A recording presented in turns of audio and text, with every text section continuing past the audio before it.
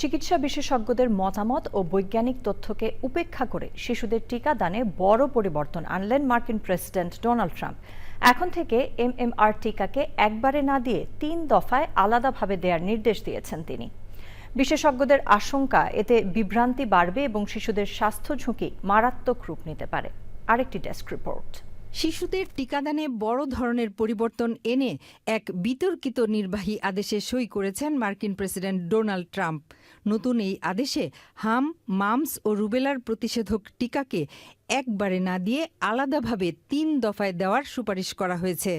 White হাউসের oval অফিসে বিতর্কিত এই নির্বাহী আদেশে সই করার পর ট্রাম্প বলেন, এই নির্দেশনার মাধ্যমে ১১টি মূল টিকাকে স্বীকৃতি দেওয়া হলো, যা শিশুর স্বাস্থ্য ঝুঁকি বিবেচনা করে ৩টি আলাদা সময়ে দেওয়া হবে।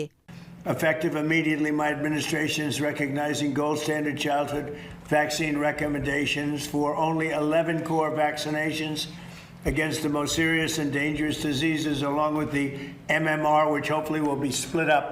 ট্রাম্পের দাবি, একাধিক টিকা দেওয়ার সঙ্গে শিশুদের অটিজম বৃদ্ধির সম্পর্ক রয়েছে। তবে বিশ্বজুড়ে স্বাস্থ্য বিশেষজ্ঞরা ট্রাম্পের এ দাবিকে ভিত্তিহীন ও ভ্রান্ত বলে উড়িয়ে দিয়েছেন।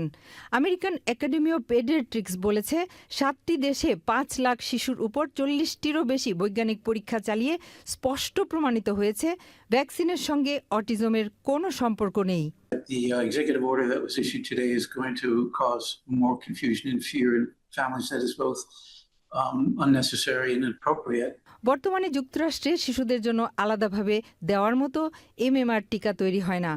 চিকিৎসকদের আশঙ্কা, বারবার হাসপাতালে গিয়ে আলাদাভাবে টিকা নেওয়ার নিয়ম চালু হলে অনেক শিশু সময়মতো পুরো টিকা থেকে বঞ্চিত হবে। বিশেষজ্ঞরা বলছেন, চিকিৎসা বিজ্ঞানের দীর্ঘদিনের প্রতিষ্ঠিত সত্যকে অস্বীকার করে রাজনৈতিক সিদ্ধান্তে টিকানীতি পরিবর্তন আমেরিকার শিশুদের স্বাস্থ্যের জন্য ভয়াবহ পরিণতি ডেকে আনতে পারে। Desk report, channel I.